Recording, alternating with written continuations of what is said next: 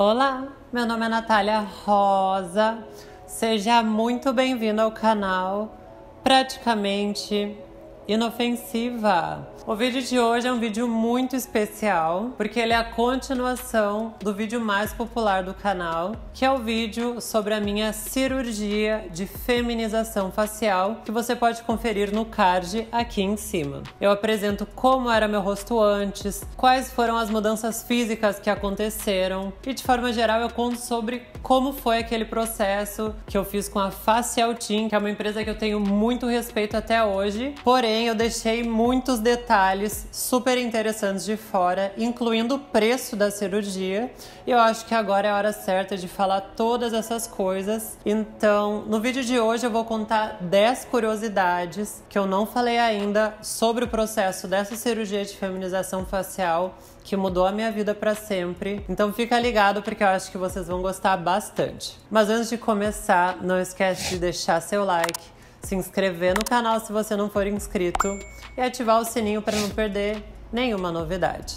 Também não esquece de me seguir lá no Instagram, Praticamente Inofensiva _, que eu faço posts bem legais voltados para a nossa comunidade LGBT, com dicas, conselhos e tudo mais. A primeira curiosidade sobre essa cirurgia é que eu só passei a gostar do resultado depois de 3 meses que eu tinha feito ela. Então, apesar de, sim, muitas pessoas dizerem que foi uma cirurgia perfeita, que foi incrível, e hoje eu realmente concordo que foi a melhor coisa que eu fiz na minha vida, não foi isso que eu pensei lá no começo. Porque como foi uma cirurgia muito radical, o meu rosto ficou assim, realmente deformado. Ele parecia uma bola, ele não tava com, digamos assim, um formato de rosto humano, ele tava bem estranho. Quando a gente tá nessa fase de recuperação, a gente não tem uma noção exata de como o nosso rosto vai ficar.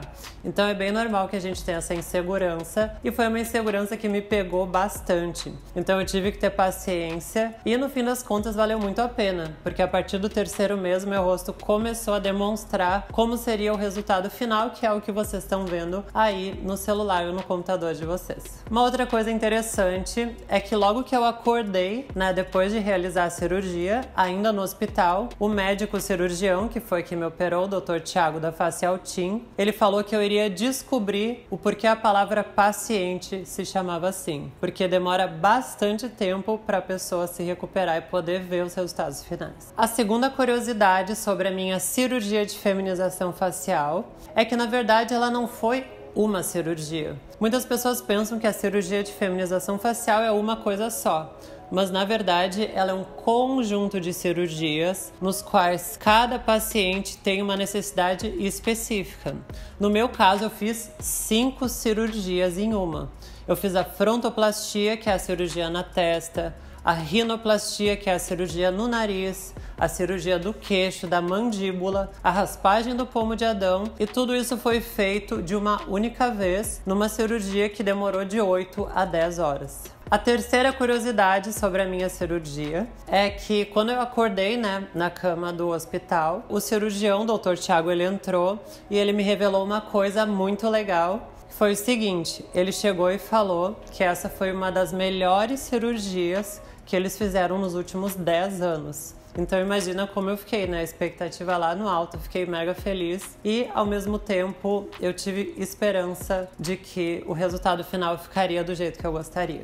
A quarta curiosidade sobre a minha cirurgia plástica foi uma coisa que aconteceu que me marcou muito pela humanidade e sensibilidade da situação. No último dia, antes de eu voltar para minha cidade natal, Porto Alegre, no Rio Grande do Sul, eu fiz uma consulta final, com o cirurgião para ele verificar, para tirar os pontos e tudo mais. E foi muito legal porque ele ficou tão emocionado ao ver que eu poderia voltar para minha cidade com uma vida nova, podendo ser quem eu realmente sou, sem ser tão julgada e podendo me olhar no espelho e realmente conseguir me enxergar, que ele chorou.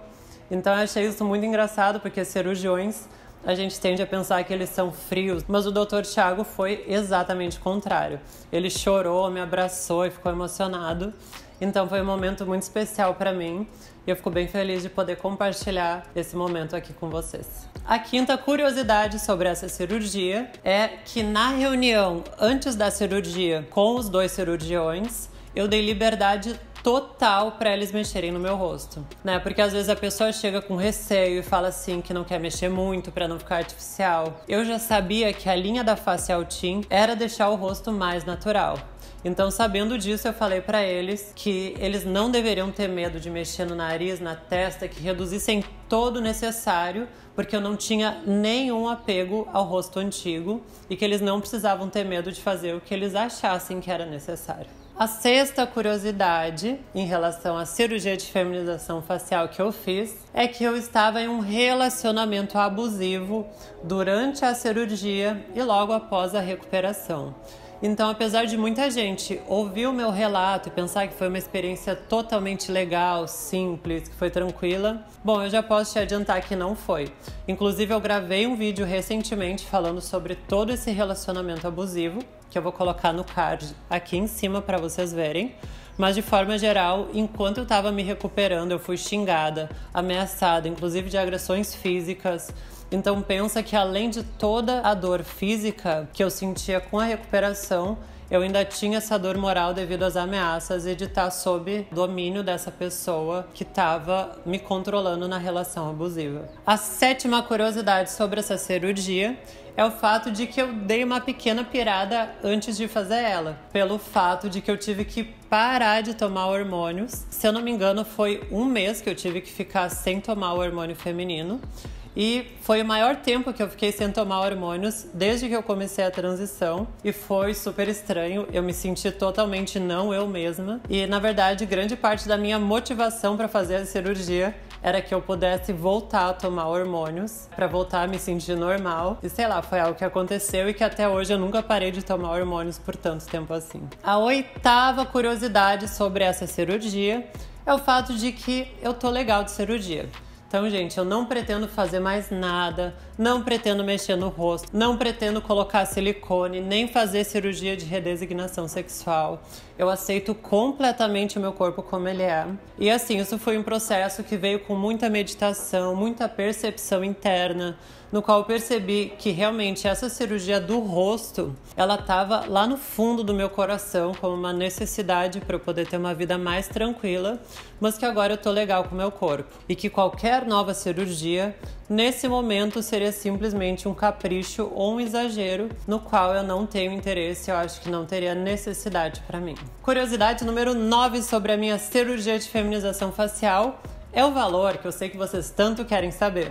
Então, que nem eu falei lá no começo do vídeo, eu fiz 5 cirurgias em uma. Então, essa cirurgia teve um valor aproximado de 5 cirurgias, que foi R$50 mil.